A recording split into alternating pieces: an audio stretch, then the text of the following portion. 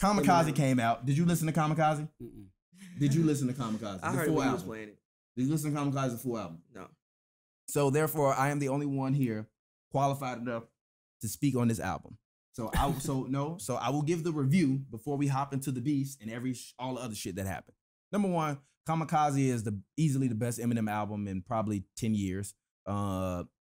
Obviously, Better than Relapse? It's easily the best. I'm sorry, that's Kanye West. That's Eminem. You say Eminem. Okay, whatever. This Kanye literally like I'm so fucking mad thinking about this. But in Eminem, I mean, Relapse. Huh?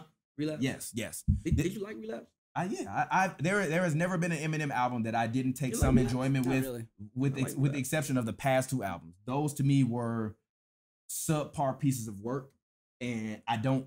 And Eminem is another one of those guys. That's an all-time. Actually, Eminem might be one of those other people like a Kanye West. But even then, Eminem, yes, he changed and he influenced and changed an entire generation of rap. Was never considered to be a good person. Always did a lot of shitty shit. Always took a lot of drugs and did some crazy shit. Pistol whip him up, doing all kind of shit. He even rapped about it, all kind of it. But because he was so great, we forgave it all. But now that his music has not aged as well, now his transgressions and all the other shit. People are kind of like, I don't really want to fuck with the guy. But the music on Kamikaze was good. The raps are great. Obviously, Eminem has been in this fucking super, want to rhyme every word with everything. I get it. You're old. You're bored. You want to challenge. So you challenging yourself with words. It makes sense. I'm fine with it. I'm not upset with it. I'm sure Vic Spencer probably, even though he might not like the music, he would tell me the bars are decent. And if Vic Spencer say your bar is decent, then your bar is decent. Period. Shout out Vic Spencer, the legend. But the album was good. I would give it probably a 8.5 out of 10 from a sheer standpoint of like knowing Eminem and having the background of knowing Eminem, because a lot of it influences it. Even certain bars, even when he said he was gonna call up Trick.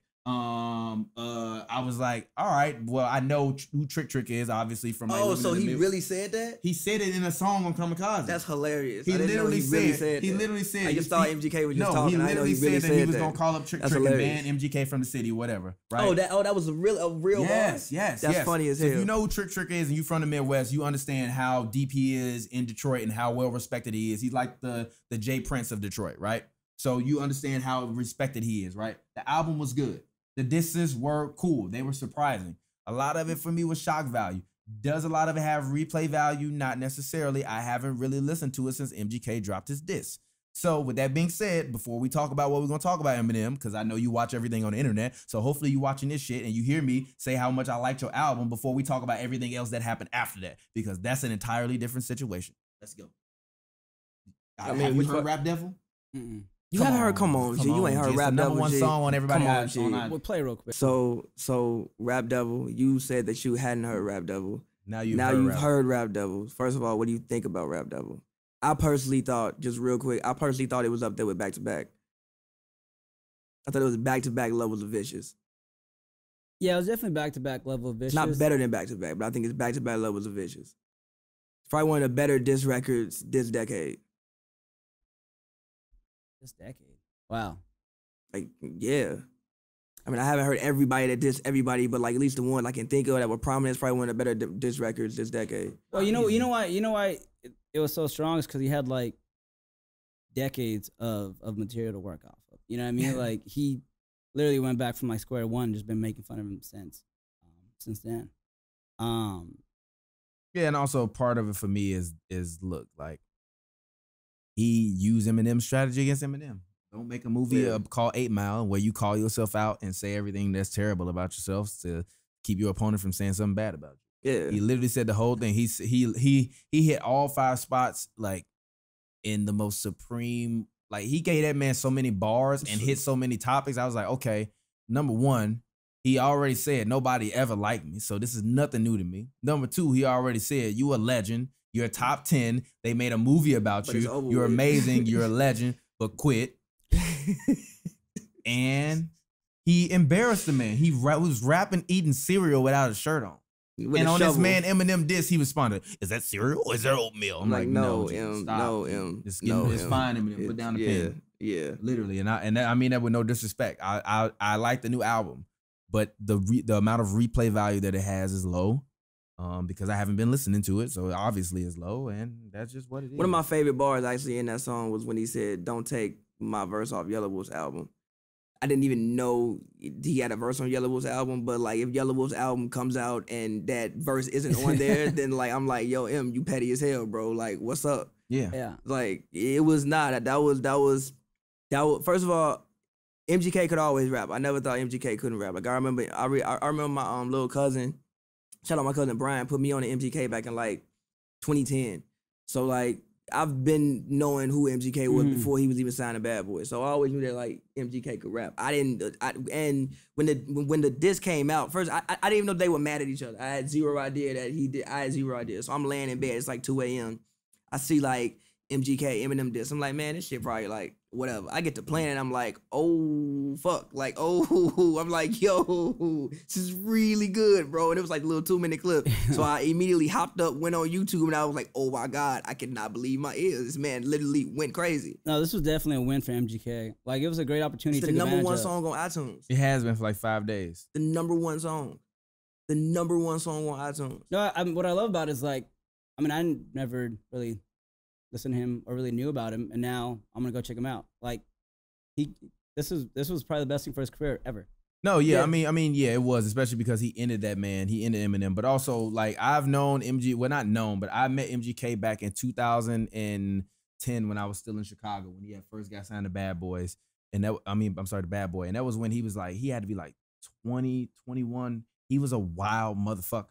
He was, the shit he was saying in the interview was wild. He was just having fun. You know, he talked about like how much he loved doing drugs and having sex on tour and all kind of other crazy stuff that he did. So I always knew that when he was just kind of that, he was just a giant kid at that point in time. He is a tall dude, like 6'4". And so when I first saw the Eminem shit way back when, I was thinking, man, I'm sure people gonna take that out of context, but they just don't realize that he just was a giant kid. He was just a giant kid. What did he even say? He basically made a joke about Haley or something like that. I don't even care about getting into details about it because it ain't important. Yeah. He watched Eminem, and Eminem was talking all about his daughter in his response, and it didn't matter because he had watched.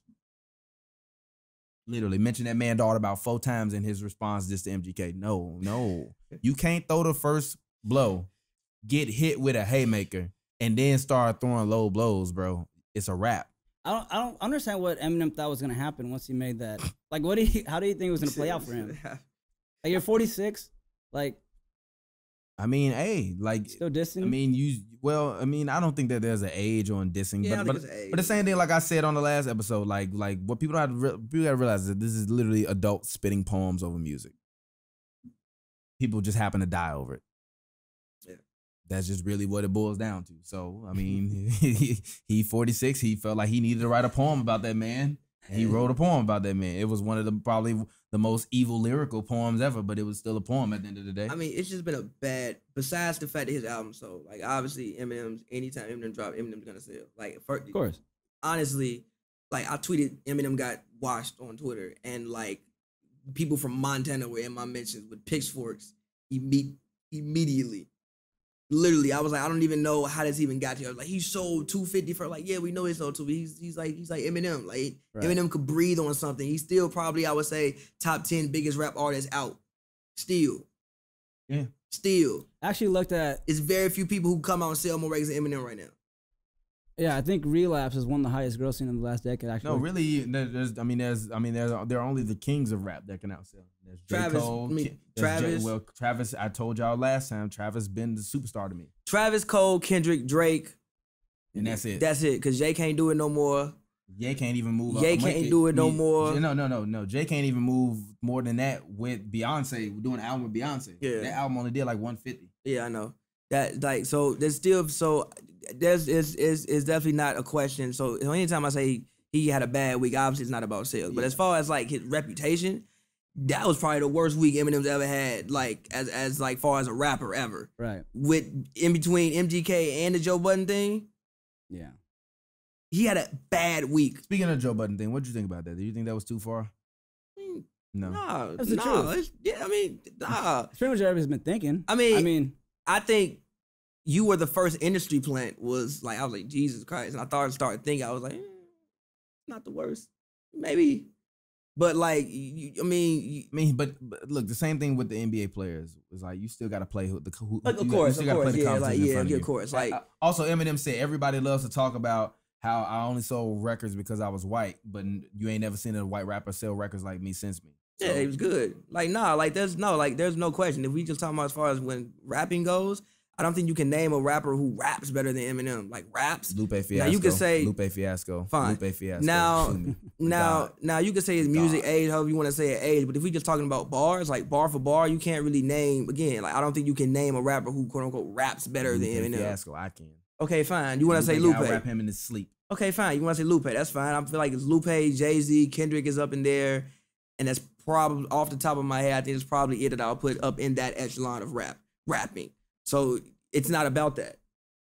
I mean, I still listen every once in a while to like old Eminem freestyles. No, it's crazy. They're crazy. Crazy. Even like if like a song from the March Mass LP comes on, I'm not gonna change it. Of course It's not. fire. Like Eminem shows fire. I even like Relapse. I thoroughly enjoy Relapse. I remember when Relapse came out. I actually came out May 20th, 2009. It was the last day of my senior year. I remember like rushing through like my last senior like test to leave and buy Relapse.